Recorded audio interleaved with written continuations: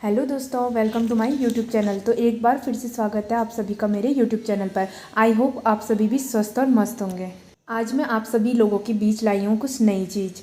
आज मैं आपको बताऊँगी कि केस स्टडी बनाने का फॉर्मेट कैसा होता है। अगर आप लोग भी मेडिकल स्टूडेंट हो तो आप ये वीडियो देख सकते हो। इसमें सबसे पहले आइडेंटिफिकेशन डेटा और हिस्ट्री कलेक्शन आता है, जिसमें हम चीफ कंप्लेंट लिखते हैं और उसके बाद प्रेजेंट हिस्ट्री और पास्ट हिस्ट्री ये सब आता है। और इसके बाद फैमिली हिस्ट्री आती है और फिर फैमिली ट्री बनाना पड़ता है। देन पर्सनल हिस्ट्री आती है पेशेंट की, और उसके बाद सोशो इकोनॉमिक हिस्ट्री आती है, और फिर न्यूट्रिशनल स्टेटस आता है, और लास्ट में एनवायरमेंटल स्टेटस आता है। इसमें अब फिजिकल एग्जामिनेशन आता है। तो अब हम फिजिकल एग्जामिनेशन का फॉर्मेट देखेंगे। तो सबसे पहले इसमें वाइटल साइंस लिखने होते हैं, और फिर उसके बाद हम पेशेंट का मेंटल स्टेटस चेक करते हैं, यानी कि लेवल ऑफ कॉन्शियसनेस कि पेशेंट कॉन्शियस है या अनकॉन्शियस है।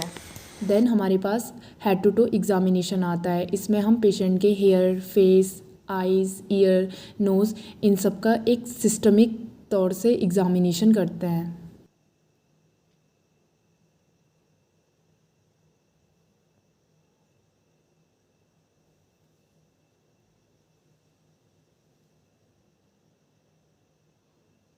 अब हम सिस्टमिक एग्जामिनेशन करते हैं। इसमें एक सिस्टम वाइज हम एग्जामिनेशन करते हैं। सबसे पहले रेस्पिरेटरी सिस्टम, और उसके बाद cardiovascular system, then GI system. तो इसमें हम जितनी भी हमारे पास फिजिकल एग्जामिनेशन की टेक्निक्स होती हैं, जैसे कि इंस्पेक्शन, पाल्पेशन, परकशन, ऑस्कल्टेशन, इन सब का यूज़ करते हैं और इन सब का एग्जामिनेशन करते हैं। इसके बाद केस स्टडी में एनाटॉमी और फिजियोलॉजी ऐड हो जाती है। जैसे कि जो मेरी डिजीज़ कंडीशन है वो डायबिटीज़ मेलाइटस है, तो मैंने पैनक्रियास की एनाटॉमी और फिजियोलॉजी ऐड की है।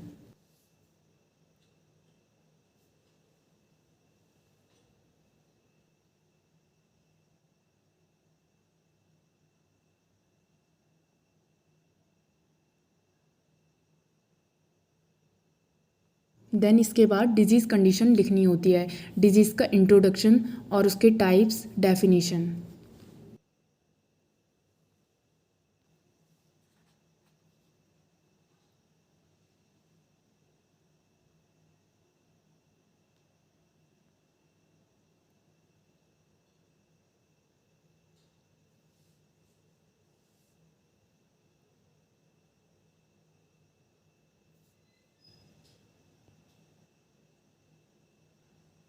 अब हम डिज़ीज़ की कॉजेज़ लिखेंगे।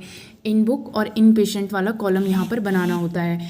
जो भी किताब के हिसाब से जो भी कॉजेज़ है उनको एक साइड लिखना होता है, और जो कॉज पेशेंट में प्रेजेंट होंगे उनको टिक करना होता है। देन यहाँ पर क्लिनिकल मैनिफेस्टेशन आ जाता है। ये भी इन बुक और इन पेशेंट वाले कॉलम में डिवाइड होगा। यहाँ पर भी सेम, जो साइन और सिम्टम पेशेंट में प्रेजेंट होंगे उनको प्रेजेंट और अब्सेंट करके दिखाना होता है। देन डायग्नोस्टिक इवेल्युएशन और इन्वेस्टिगेशन रिजल्ट।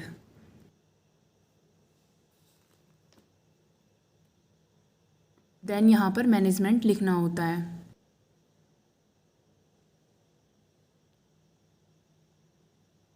और फिर 5 नर्सिंग डायग्नोसिस लिखनी होती हैं और 3 को एक्सप्लेन करना होता है।